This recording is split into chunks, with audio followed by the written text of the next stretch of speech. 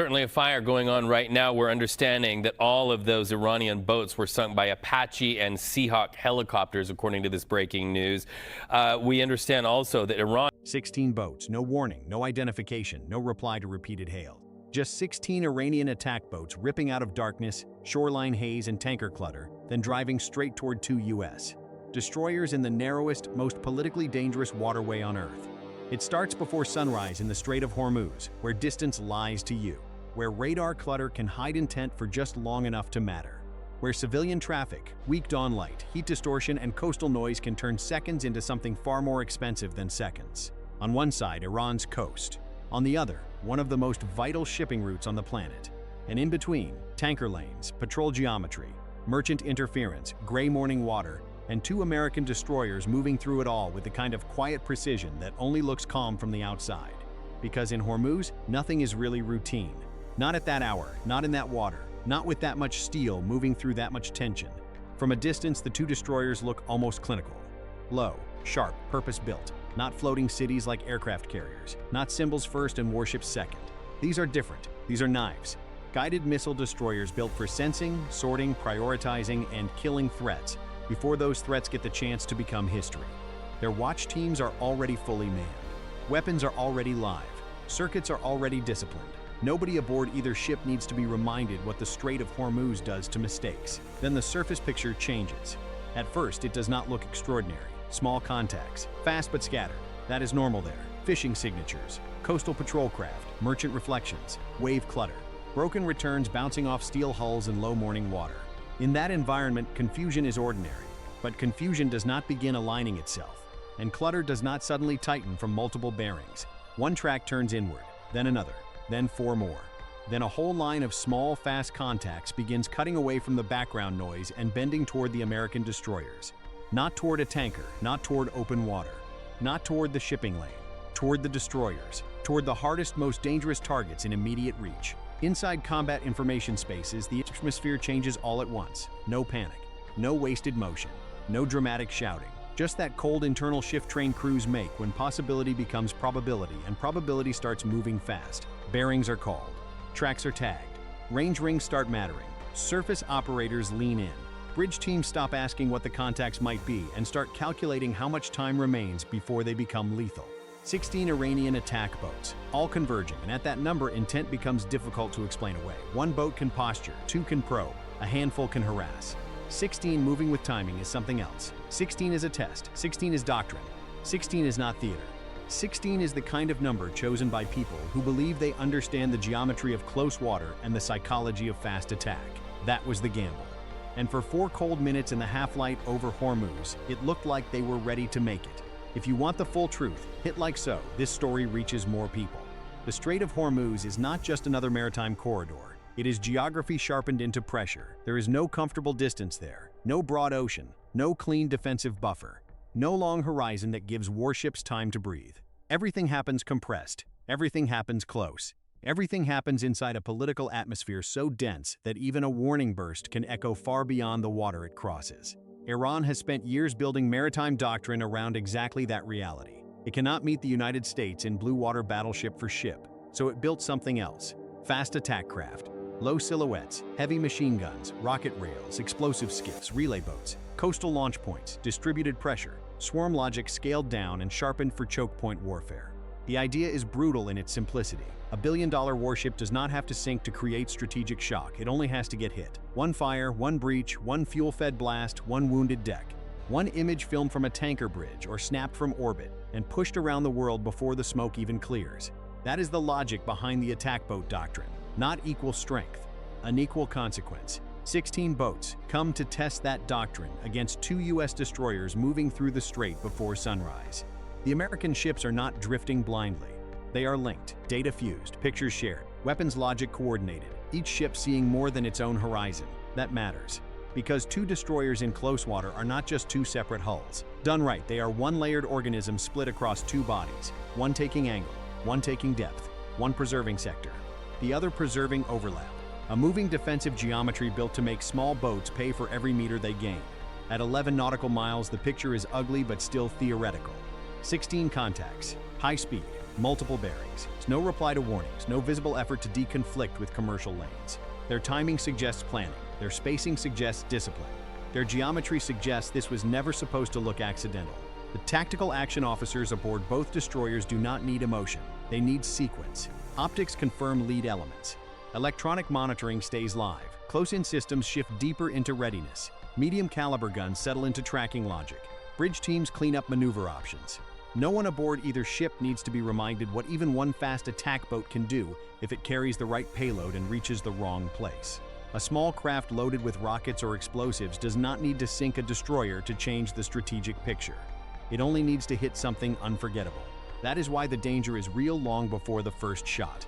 At 9 miles, the attack line begins to open wider, and that is when concern becomes something harder. One cluster of boats drives toward the lead destroyer's forward quarter. Another pushes toward the trailing ship's port side. A smaller pair hangs back, just enough to exploit confusion if the forward elements force the Americans to split attention. Farther out, several boats remain closer to tanker interference, using clutter and commercial geometry to stay harder to classify. From sea level, it would look chaotic.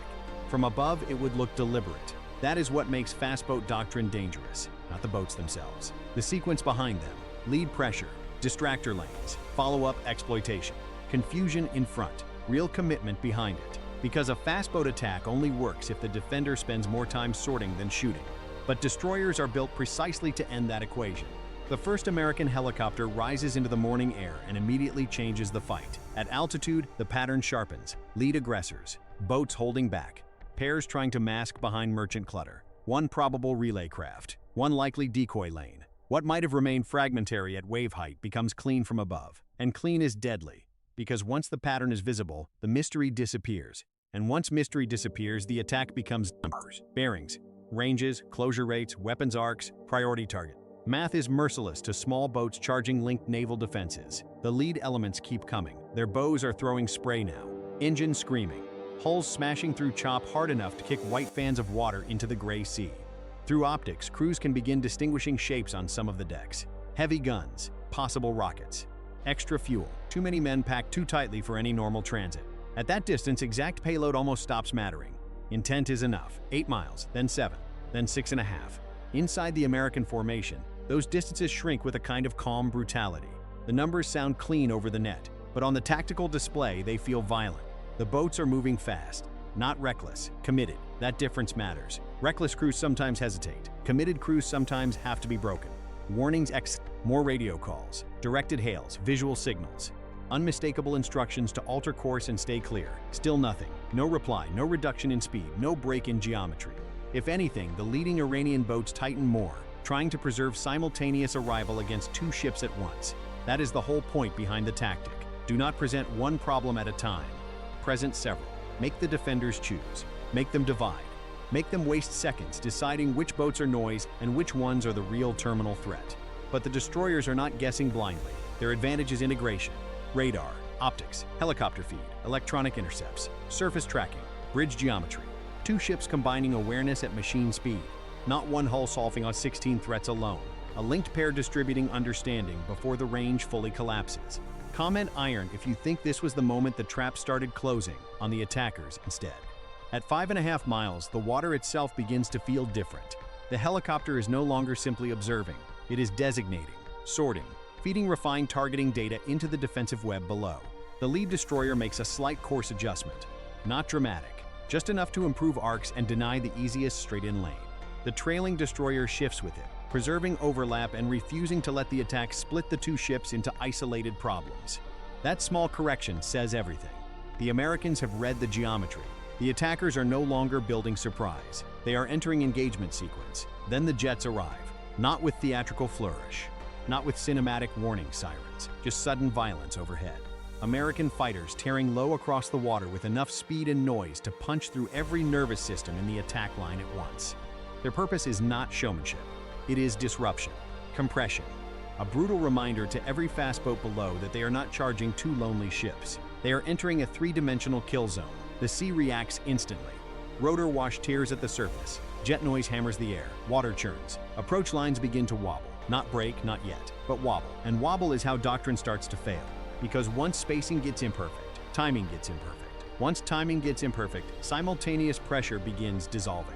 Once coordinated attack becomes separate decisions made by separate crews under separate fear, the defender has already taken away the attacker's most important weapon: coherence.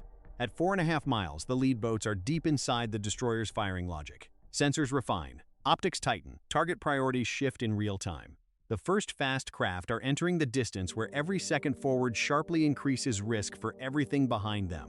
If the leading boats are disabled badly enough, the ones behind them will have to maneuver around smoke, debris, wreckage, fuel slicks, shattered wakes, and each other. And once attack boats are forced to maneuver around themselves, they stop behaving like a weapon.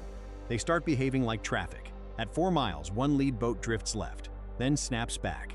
Another widens out too far. A third surges ahead, maybe trying to compress the distance before the whole picture gets worse. Tiny deviations. But in close naval confrontation, tiny deviations are how people inside a plan begin to show that they can feel failure coming. On the American circuits, the voices stay calm.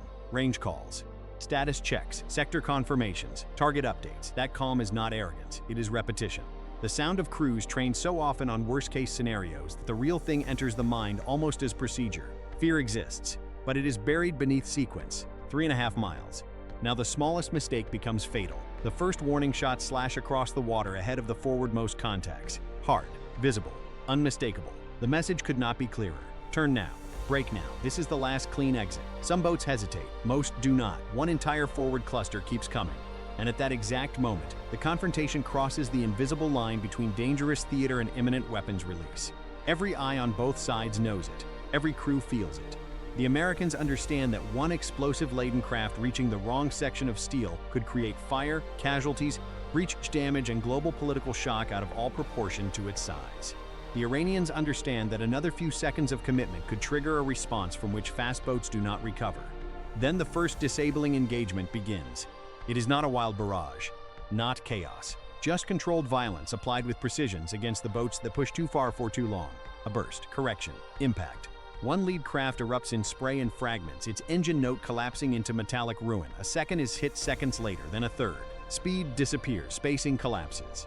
A fourth breaks offline to avoid wreckage. That single sequence does more than destroy hulls. It sends a message down the face of the attack. This is real now. The helicopter presses the separation, keeping damaged lanes from reforming. The destroyers remain disciplined, engaging only those still showing clear commitment, while letting uncertain craft reveal themselves through movement.